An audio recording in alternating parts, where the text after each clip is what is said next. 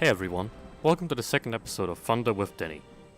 Today I'd like to discuss the future of the game with the upcoming changes for the modifications and battle ratings. Oh, and we do have a request/question from a viewer too, so let's dive into it, shall we? For those of you keeping tabs on the game and its development, you've probably already seen the upcoming planned economy changes. If you haven't, I'll leave a link down in the description of the video. I highly suggest to go and take a look. Starting off, we have changes to the modifications on vehicles and their costs.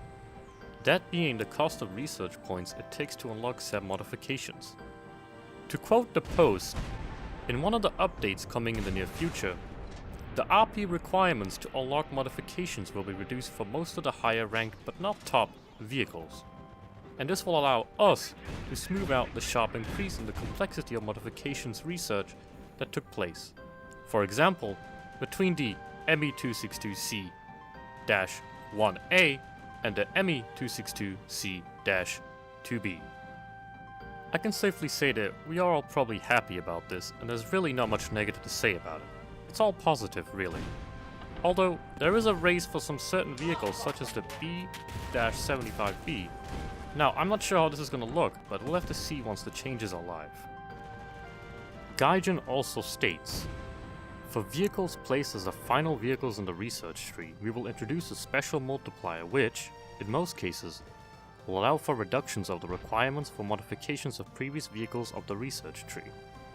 And, if the new top-ranked vehicles are implemented into the research tree in the future, the RP requirements for research and modifications for older vehicles will be reduced by 40%. To top it off, as part of these plans, the costs of modifications in Silver Lions and Golden Eagles will not be changed, although they may be subject to general economy changes. I'm a big fan of these statements, myself personally, so I have nothing negative to say about them. It's all clear and to the point, no explanation needed there really. The biggest thing, well, at least for me, will indeed be the changes in the battle ratings.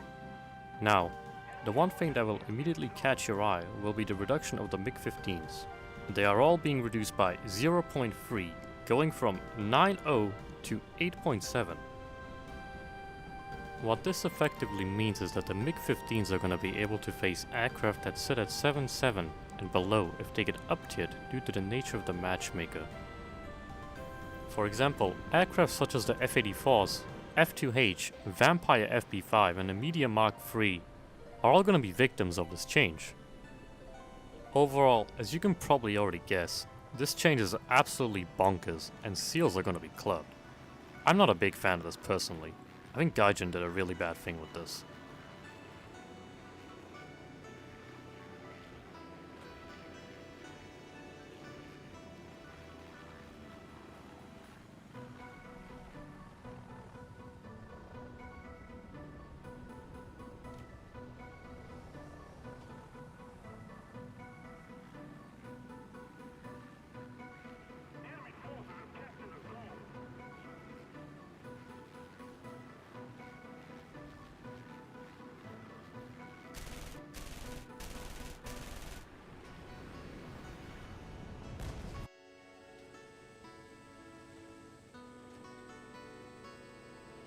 Moving on, the R2Y2 series is being moved up by 0.3, which is alright in my opinion, so I have nothing to complain about there.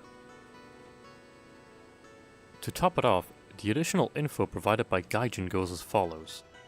R2Y2 Kai, V1, V2, and V3 will get airfield takeoff only. It will get the ability to take off without bombs. Now, that's gonna be a big celebration for the Allied players, and a major loss for the Japanese players. I personally am quite neutral to this change, so I will hold off on voicing my opinion. You guys are free to leave your stance in the comments though, as with every topic I mentioned.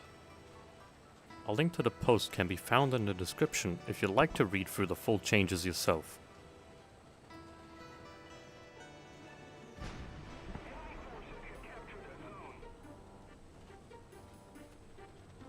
So, in the comments of the first video I was asked by a viewer, I would like to see you go through the Japanese tree and give intelligent tips to quickly grind through the tree to achieve that epic victory. I'm sorry to disappoint you, Cube, but the only intelligent tip I can provide you is to play it safe and play it smart, as with generally every vehicle in the game. You will get better over time as you expand your knowledge about maps, certain vehicles, and playstyles. Japanese low-tier vehicles are generally speaking quite bad, so you'll have to endure the lash of the spanking, so to speak. As for the quick grind, a premium account and a talisman vehicle, or just a premium vehicle, will speed up your efforts immensely. But of course, for that you'll have to spend some money.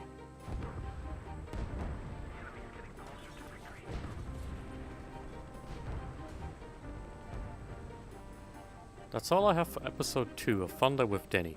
If you have any questions that you'd like me to answer or vehicles to play, go ahead and leave a comment. To top it off, I'd like to see what you guys personally think about the upcoming changes. Are they okay, and should the MIGs really be lowered? Also, should the R2Y2 retain its air spawn? Feel free to discuss all of this below in the comment section. Take care, and have a blessed day.